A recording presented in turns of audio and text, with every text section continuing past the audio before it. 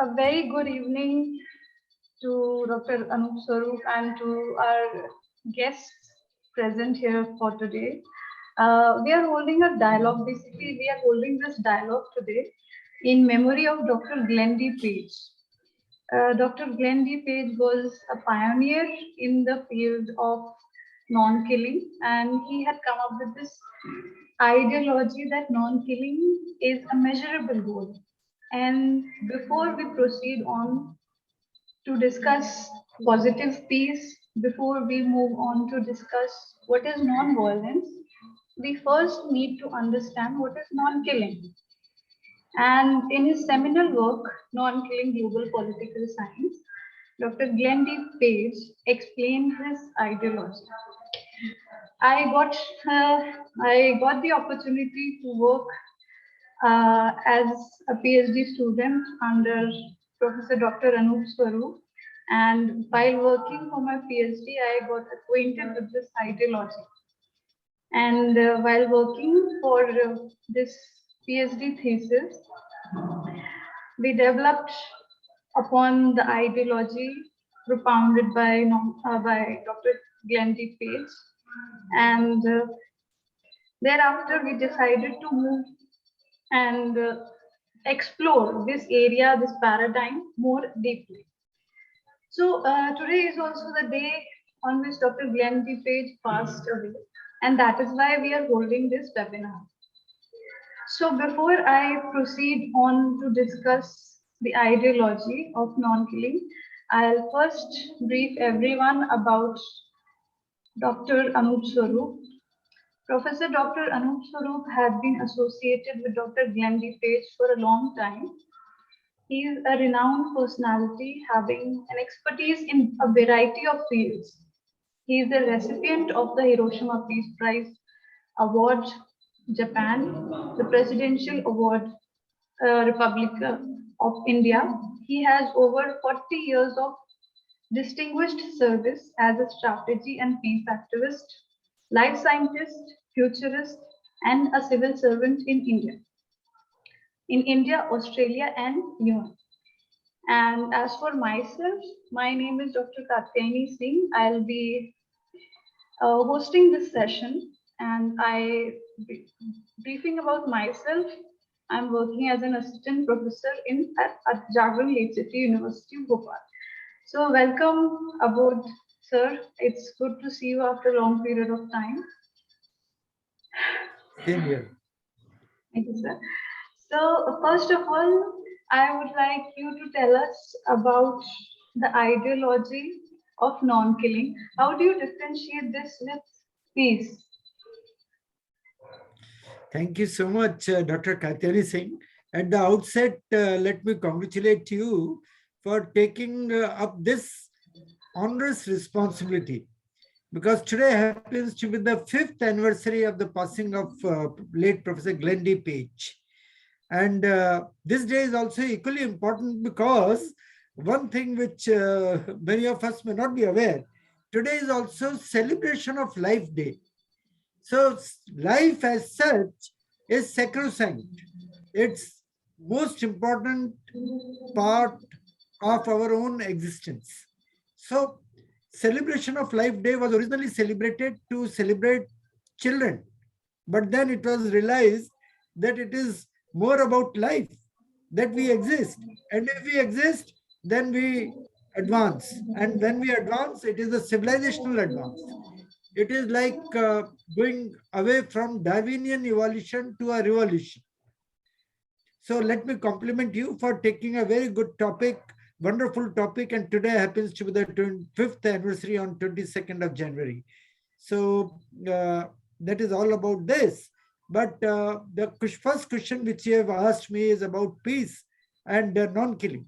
To my mind, as it was felt by late Professor Glendy Page, that peace is possible only when we strike at the very core. It's about killing.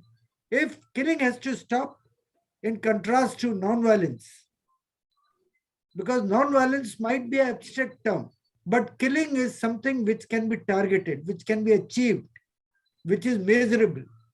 So that is a real difference. And as you rightly said, this idea of killing is not new because it is from the time of Buddha. It is all in our ethics. It is from Sanatan Dharma. It is from the Panchila. And it is a part of human development as such. It is a part of our heritage. So let me say that when it comes to killing, in modern times, that was in the 8th World Summit of Nobel Peace Laureates. In his book, Nonkilling Global Political Science, now translated all over the world, Paige, he estimated that in contrast to the general impression, it's only about 0.5% of humans who ever existed, they actually killed other humans.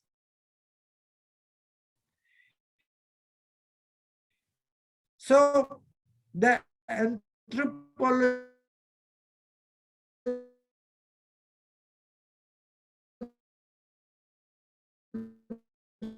evidence in the 21st century, all because of the audiovisual media,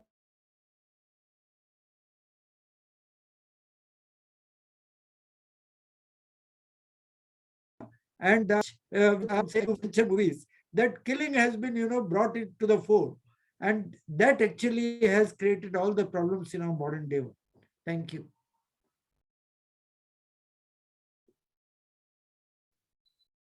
Thank you for your answers, sir. I want to now ask you to throw a light on the meaning of non-killing. I mean, usually what people say when even we were discussing this ideology on non-killing, that when there is already the ideology of positive peace, non-violence existing, why should we go for non-killing? I think even Dr. Glenn Page had some discussion on this. He had some debates on this point with his colleagues also. Yes, I'm very glad that you brought up this point.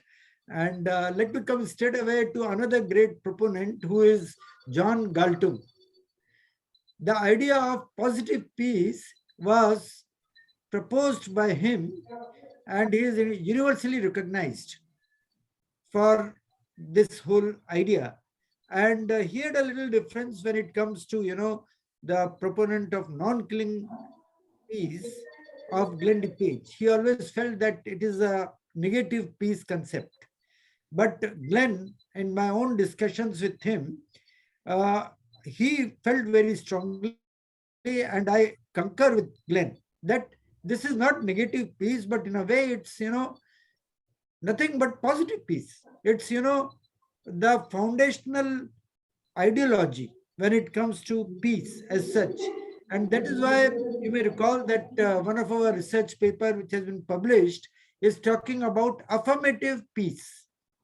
Now, if I say affirmative peace, it would be much closer to the whole idea of positive peace, because John Galtung was of the opinion that positive peace is possible only we construct, I would say, instruments and also institutions that foster peace.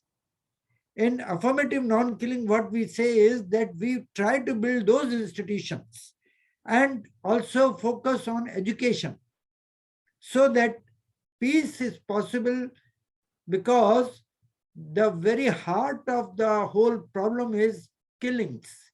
When killings occur, there is revenge. There is no respect for life as such. And when there is no respect for life, when there is revenge, there are wars, there is terror. And this goes on, not only amongst nations, but also amongst individuals. Not only amongst individuals, but also amongst groups. And it causes also genocides. Now, you might wonder, and I was representing the United Nations many years back, almost more than a decade back, when I was in Africa, in Sudan.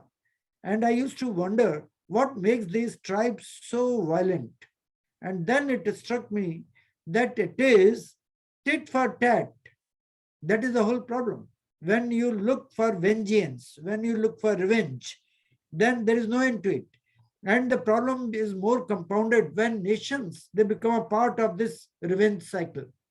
So when we talk about affirmative non-killing, what I would like to say is that we build those institutions, especially amongst the children in the textbooks, when it comes to value education, when it comes to moral science. We talk about the most important, and that is celebrating life, respecting others' way of thinking, respecting ideologies, respecting their own beliefs.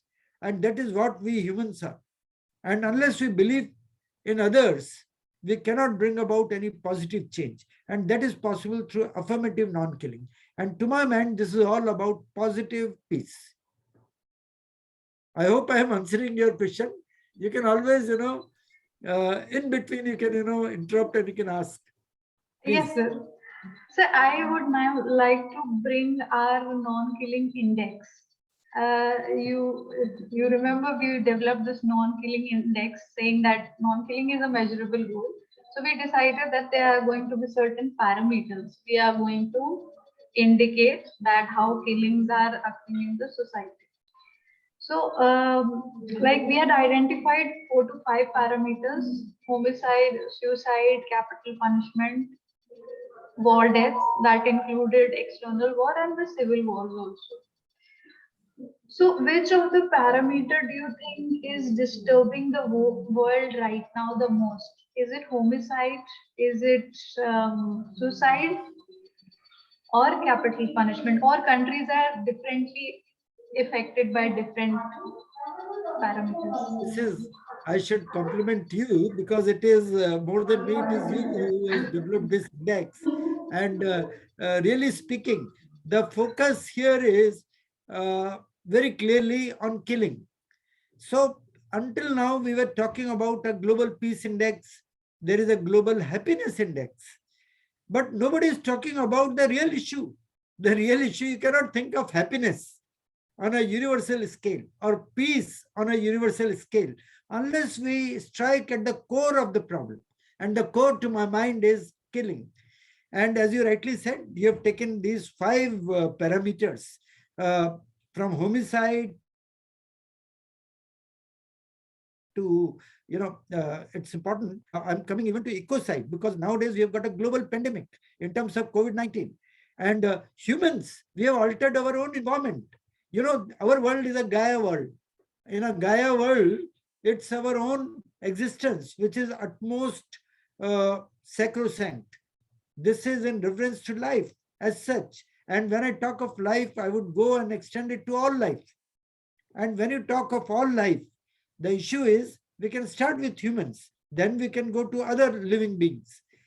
We are the ultimate gift, I would say, of the evolutionary process. People may say that it is God himself, but I would tend to, focus on the very existence of life and the reverence of life.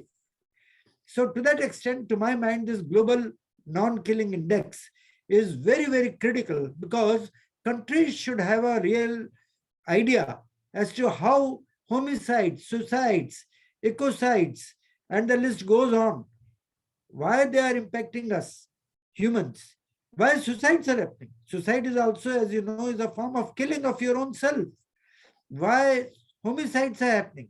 It's not only war, it's not only terror, it's also these 5 important parameters which you have taken in the non-killing index, which are important. And I'm sure over a period of time, the whole world will realize and take non-killing index in utter seriousness.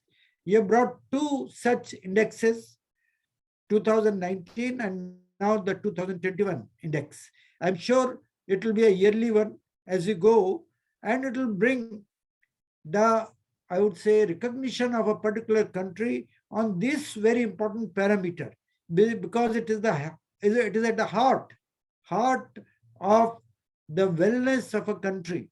It is much before the gross domestic product or the happiness index, or I would say the peace index. It is the non-killing index. Because if there is no killing, if there is peace, then only there can be development. Thank you. Thank you, sir. So I have one more practical question that is often people ask that if suppose somebody comes and strikes us, there are some terrorist activities. Still, should we go for non-killing ideology? Good point. Now let me come straight away to a quotation from the UNESCO Charter. When you come to the United Nations Educational, Scientific and Cultural Organization, the lines are very, very, I would say, they are very ideological also, and also very real. It says, because the constructs of war are in the minds of men, it should be the bridges of peace that should be built into the minds of men. Now, this ideology has been propounded that to end a war, we need a war. That is how the First World War started, the Second World War, and that is how not only individuals, but even communities, they go to war, they go into terror, and that keeps happening all the time, all around. So we have to strike at the basic root, and that is the individual mind. So when it comes to precepts of peace, it is not only absence of war, but also having those constructs and to dismantle these constructs which are conducive to war, to non-violence. It can be for psychological, it can be physical, it can be structural. It is not injury, no injury in thought, word, or deed, which is so important. And that is how we as humans can evolve to a next level.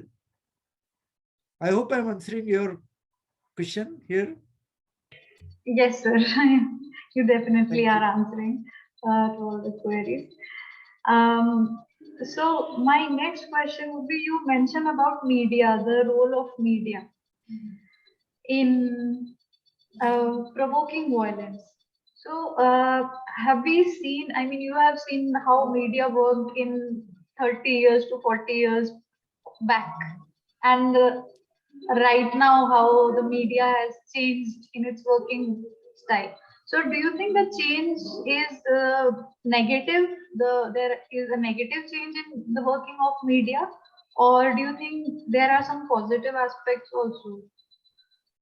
Good question, Dr. Katyayani. I would say in a broad conception, I would tend to agree with the proposition that in a modern day world where internet, where the media, where the audio-visual approach has taken a gigantic proportion, our own thought process, our beliefs are being in a sense guided or being misguided by the media.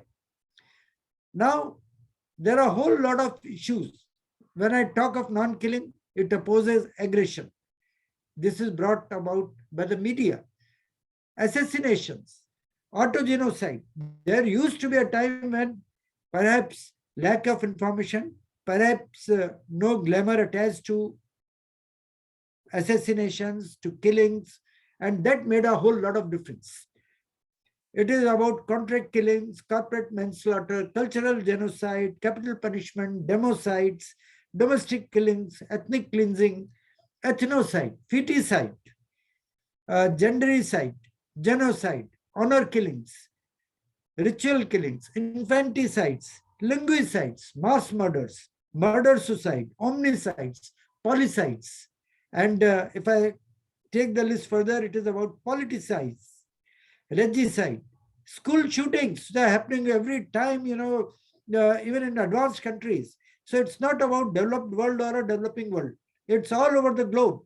Structural violence in our own media, when it comes to, Indian media or foreign media all over the world, structural violence is taking place.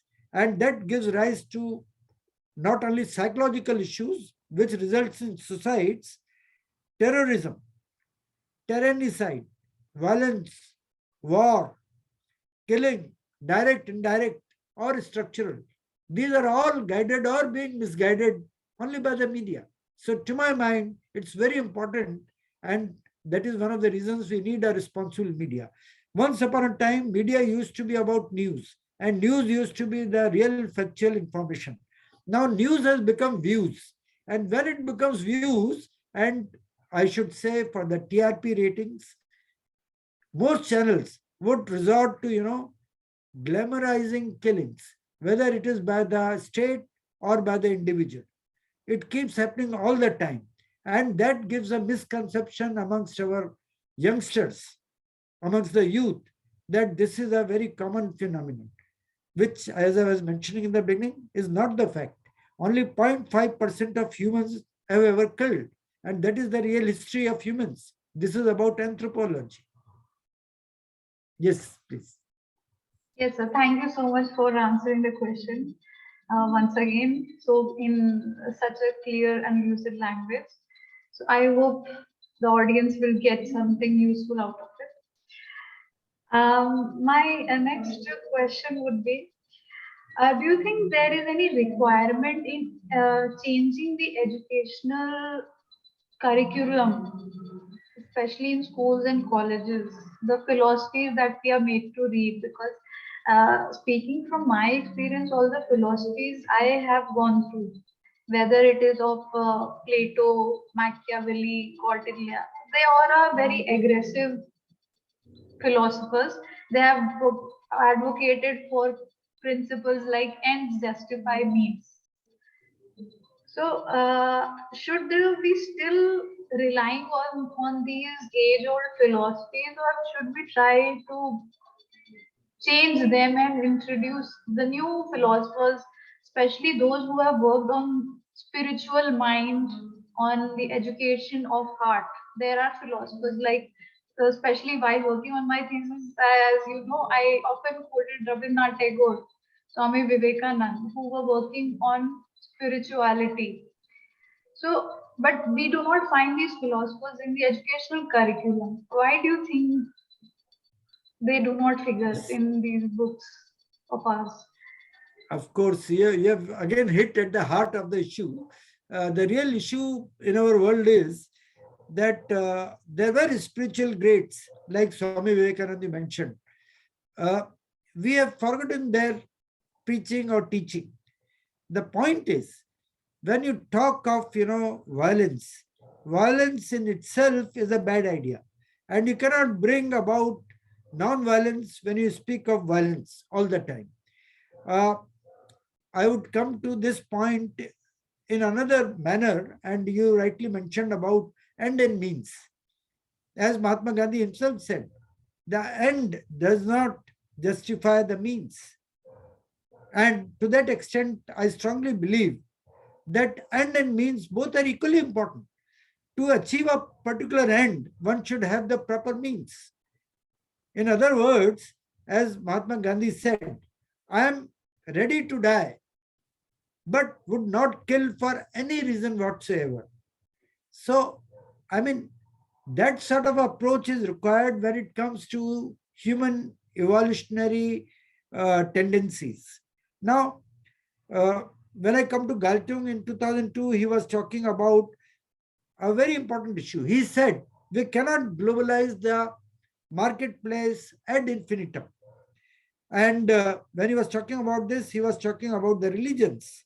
And there was a talk that certain religions, certain beliefs, certain principles, they talk about violence, they talk about killing, which to my mind is a very wrong and devious approach. And to that extent, Galtung also agrees. He feels that religious faiths and civilizational beliefs do not uh, differentiate. In fact, they embrace diversity. And when they embrace diversity, they reject discrimination based on race, ethnicity, color, and they talk about equity. They talk about ultimate peace. Now, on this issue, it's so very important that we embrace change And that change would be possible only through structural institutional change. And that is why we have proposed the term affirmative non-killing. That can be done only if we build institutions which promote peace. And that can be done even in the school curriculum, in the university curriculum, in value-based education, where we talk about the great heritage. It is our own human civilizational learning which we have to bring to the fore to bring about a real change. So I I can hope I take am it, clear. yes, sir. Yeah. So I can take it as a yes that you are also suggesting that educational curriculum needs changes. Yeah. So educational curriculum requires a whole lot of, I would say, total revolution when it comes to, the content. Because unless and until, as Swami Vivekananda felt very strongly, that it is all about man making.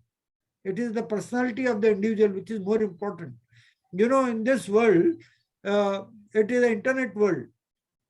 And when there is Google Guru, when there is a WhatsApp University, you don't need to learn through rote learning. It's all about a new learning. And that learning is about your own personality development. It is also about psychosocial development of the individual. And it is about man making. And that is possible only when we can include value based education in our course content. Thank you, sir. I just wanted to have more clarity on the education because since you and me both are really concerned with the educational system, I think that's where we can bring more of a direct change. So, yeah. So, my final question is, what would you like to say? Your work. I mean, what you would like to say in the memory of Dr. Late Glendy Page, as we are remembering him today. I think today happens to the fifth anniversary of Professor Glendy Page, and it's during the Korean War that he got a whole lot of realization, and during his uh, masterpiece work, Non-Killing Global Political Science, he came to this conclusion that a non-killing society is possible. A non-killing world is very much within our own realization. In fact, in my own discussions with him, at that time, maybe I was too much of an idealist. I felt that we can achieve a non killing society perhaps in his own lifetime. Now it is the fifth year of his passing, and still I feel that we are nowhere near. Now we have got an ecocide of unknown proportions because, as you all know about the pandemic, it is ecocide now. So there has to be an end to this. And that end will come only if we start thinking positively about our own future in the Anthropocene age. Because I say Anthropocene age is so important because it is the humans who are making a real difference to our world, to our own earth. When it comes to global warming, it comes to a whole lot of climate change. It comes about, about economic deprivation. I would talk about even poverty. We are talking about a whole lot of things, not talking about the poverty. There are a whole lot of youngsters, our children in Africa, in many countries, who are not getting proper food. We are not really worried about them. We are talking about a whole lot of other issues. So that is also killing of humans first to start, so that we can make a real difference in the Anthropocene age. So I think a real homage to the great soul, Glendy Page, would be when we strive to make this world a different place, a world where we care for other life, we revere life, because life is sacrosanct. Thank you. Thank you so much, sir, for your words and for your precious time and to explain the ideology of non-killing in as simple words as we can to our audience. So I believe the message would be comprehended by all our audience. And with this, we would like to conclude our talk.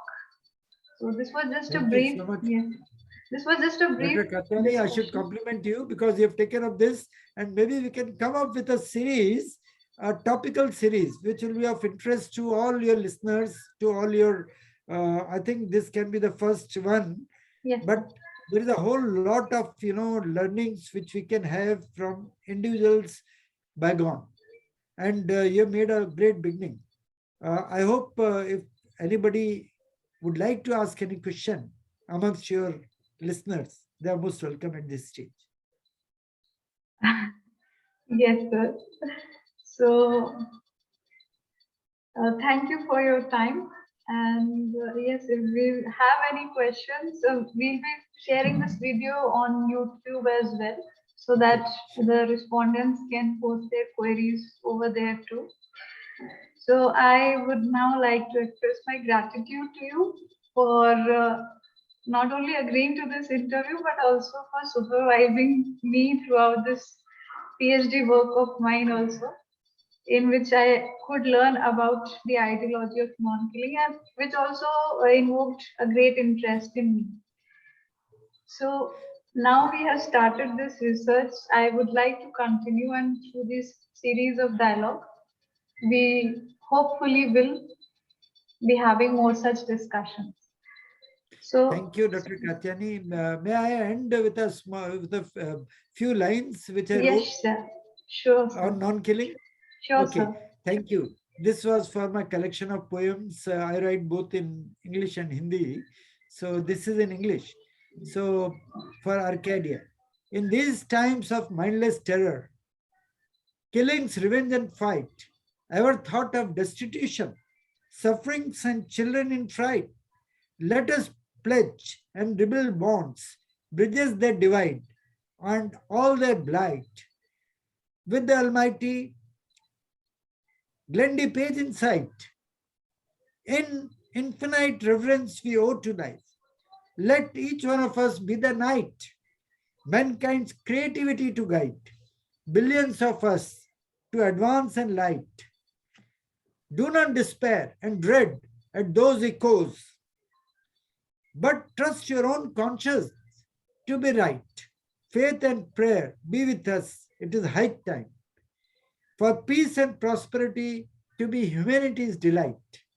For peace and prosperity to be there for all of us to cherish and light. Let we, the billions, be the zillion stars in the night, be the hope of humanity so bright. Forever in our goal of non-killing and peace, eternal be the joy and triumph of God's might. Thank you so much. Thank you, sir.